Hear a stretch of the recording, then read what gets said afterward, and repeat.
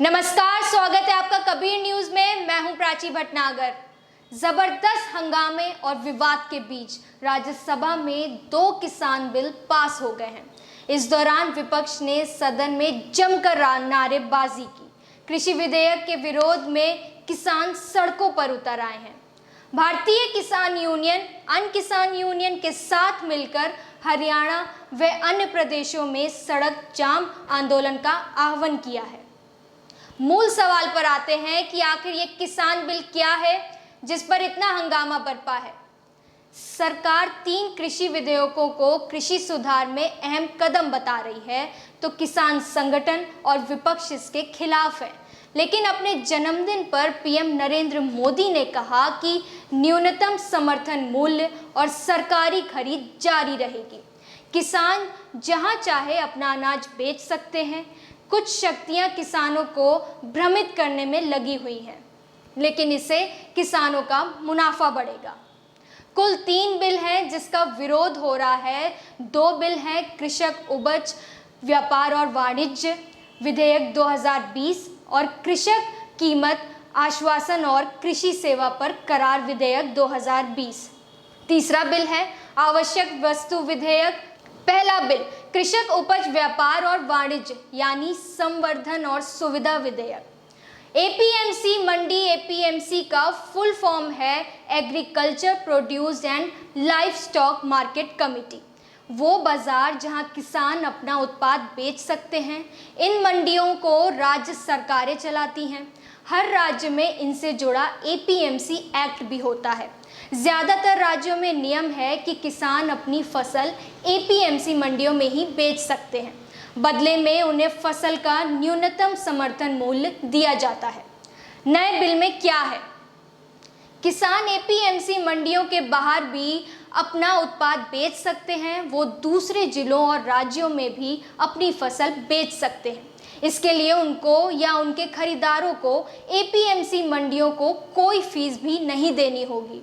यानी राज्य सरकारें मंडियों के बाहर की गई कृषि उपज की बिक्री और खरीद पर टैक्स नहीं लगा सकेगा। केंद्र सरकार का कहना है कि इस बदलाव के जरिए किसानों और व्यापारियों को किसानों की उपज की बिक्री और खरीद से संबंधित आज़ादी मिलेगी, जिससे अच्छे माहौल पैदा होगा और दाम भी बेहतर मिलेंगे। इसके जरिए सरकार एक देश एक बाजार की बात कर रही है।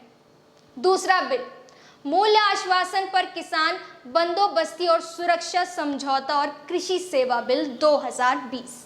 ये कदम फसल की बुवाई से पहले किसान को अपनी फसल को तय मानकों और तय कीमत के अनुसार बेचने का अनुबंध करने की सुविधा प्रदान करता है। सरल शब्दों में समझें तो इस बिल में कॉन्ट्रैक्ट फार्मिंग की बात की है, यानी किसी व्यापारी से किसान कॉन्ट्रैक्ट पर खेती कर सकता है। इस कॉन्ट्रैक्ट में क्या क्या होगा?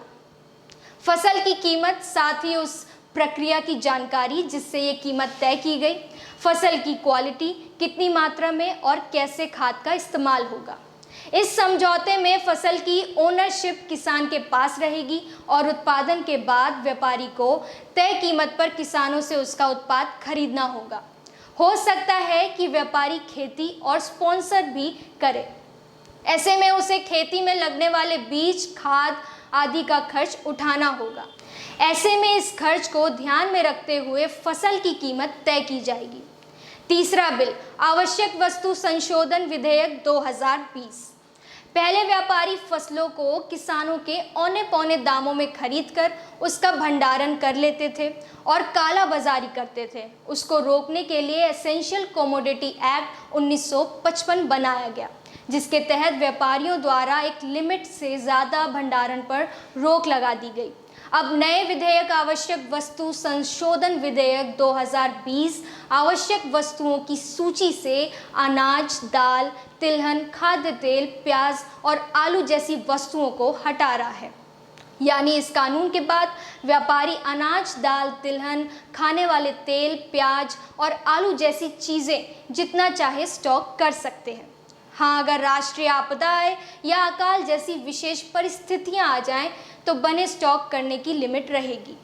इस पर सरकार का तर्क है कि अब देश में कृषि उत्पादों लक्ष्य से कहीं ज्यादा उपज रहा है और किसानों को कोल्ड स्टोरेज, गोदामों, खाद्य प्रसंस्करण और निवेश की कमी के कारण अपने पास रख नहीं पाते हैं और इस वजह से उनको औने पौने दाम में बेचना पड़ता है। आपने बिल समझ लिया, ऊपर से सब कुछ ठीक ठाक लग रहा होगा, लेकिन असल में ऐसा नहीं है। अब समझिए विरोध में तर्क क्या है।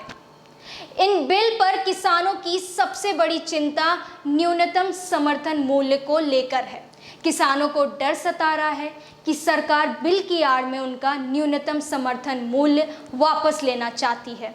किसानों का कहना है कि सरकारी मंडियों में फसल की एक न्यूनतम कीमत मिलने का प्रावधान था, लेकिन मंडी के बाहर वो न्यूनतम कीमत मिलेगी या नहीं, इसे लेकर कोई नियम इस बिल में नहीं है।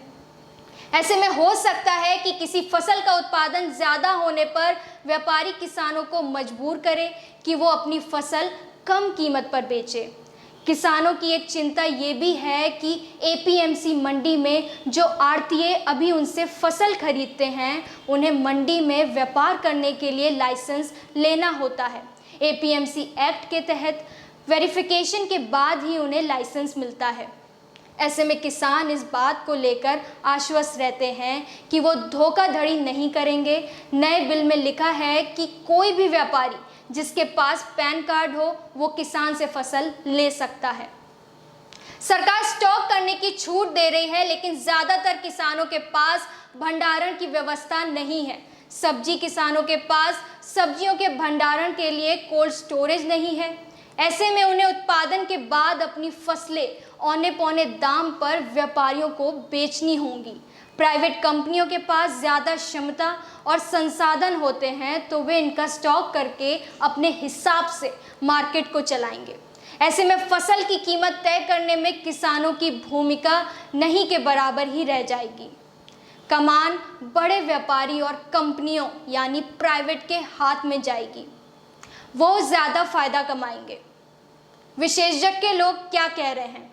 अखिल भारतीय किसान संघर्ष समन्वय समिति के संयोजक वीएम सिंह भी विधेयक की नीतियों को लेकर सवाल करते हैं। वे कहते हैं सरकार एक राष्ट्र एक मार्केट बनाने की बात कर रही है, लेकिन उसे ये नहीं पता कि जो किसान अपने जिले में अपनी फसल नहीं बेच पाता है वह राज्य या दूसरे जिले में कैसे बेच पाएगा। क्या किसानों के पास इतने साधन हैं कि वे दूर मंडियों में ले जाकर अपनी फसल बेचें? वहीं एग्रीकल्चर एक्सपर्ट देवेंद्र शर्मा का मानना है कि ये विधेयक किसानों के हित में नहीं है, कि अमेरिका में जो सिस्टम फेल हुआ वही सिस्टम हमारे देश की जनता पर थोपा जा रहा है। उन्होंने बिहार का उदाहरण देते हुए कहा, 2006 में बिहार में एपीएमसी मंडियों को हटाया गया था। किसानों को प्राइवेट व्यापारियों को अपनी फसल बेचने की आज़ादी दी गई थी। उस बात को 14 साल हो गए हैं। वहाँ अब क्या हालात हैं ये आपको देखने चाहिए। बिहार में एपीएमसी मंडियों के हटने के साथ ही किसान प्राइवेट व्यापारियों को अपनी फसल बेचने में लगे थे। एपीएमसी मंडियों में किसानों को फसल का न्यूनतम समर्थन मूल्य मिलता था, लेकिन प्राइवेट ट्रेड में ये खत्म हो गया। शुरुआत में व्यापारियों ने अच्छी कीमत पर फसल खरीदी। जब ज़्यादा उत्पादन होने लगा तो किसान कम कीमत पर अपनी फसल बेचने को मजबूर होने लगे। मध्य प्रदेश में जब गेहूं का एपीएमसी 1500 से 1600 के आसपास था, तब बिहार के किसान 800 से 900 रुपए में गेहूं बेच रहे थे। इसका नतीजा ये हुआ कि बिहार के किसानों का खेती से मोहभंग होने लगा। बड़ी संख्या में किसान बड़े शहरों में पलायन कर गए। ये लॉकडाउन के दौरान बिहार में रिवर्स माइग्रेशन करने वालों की संख्या देखकर भी समझा जा सकता है। यदि सरकार इतना ही किसानों के हित को सोचती है तो उसे एक और अध्यादेश लाना चाहिए जो किसानों को एपीएमसी का कानूनी अधिकार दे, जो ये सुनिश्चित करेगा कि एपीएमसी के नीचे किसी से खरीद नहीं होगी। इससे किसानों का हौसला बुलंद होगा। कॉन्ट्रैक्ट फार्मिंग पर विशेषज्ञ क्या कहते हैं? भारतीय किसान महासंघ के राष्ट्रीय प्रवक्ता अभिमन्यु कोहाड़ कहते हैं, इस नए अध्यादेश के तहत किसान अपनी ही जमीन पर मजदूर बन के रह जाएगा। इस अध्यादेश के जरिए केंद्र सरकार कृषि का पश्चिमी मॉडल हमारे किसानों पर थोपना चाहती है, लेकिन सरकार ये बात भूल जाती है कि हमारे किसानों की तुलना विदेशी किसानों से नहीं हो सकती, क्योंकि हमारे यहाँ भूमि जनसंख्या अनुपात पश्चिमी देशों से अलग है और हमारे यहाँ खेती किसानी जीवन यापन करने का साधन है, वहीं पश्चिमी देशों में ये व्यवसाय है। कॉन्ट्रैक्ट फार्मिंग से किसानों का शोषण होता है। पिछले साल गुजरात में पेप्सिको कंपनी ने किसानों पर कई करोड़ का मुकदमा किया था, जिसके बाद में किसान संगठनों के विरोध के चलते कंपनी ने वापस ले लिया था। कॉन्ट्रैक्ट फार्मिंग के तहत फसलों की बुआई से पहले कंपनियां किसानों का माल एक निश्चित मूल्य पर खरीदने का वादा करती हैं, लेकिन बाद में जब किसान की फसल तैयार हो जाती है तो कंपनियां किसानों को कुछ समय इंतज़ार करने के लिए कहती है और बाद में किसानों के उत्पाद को खराब बताकर रिजेक्ट कर दिया जाता है। अंत में हम ये बात कहते हुए छोड़े जाते हैं कि जो बदलाव केंद्र सरकार करने जा रही है उससे सिर्फ किसान प्रभावित नहीं होगा, किसान के साथ प्रभावित होंगे हम लोग भी, जो खेती तो नहीं करते लेकिन खाते खेती से ही हैं। अगर आपको हमारी खबरें पसंद आती हैं तो सब्सक्राइब करें हमारा YouTube चैनल कबीर न्यूज़, और आप हमें Facebook पर भी देख सकते हैं। हमारा Facebook पेज है कबीर न्यूज़।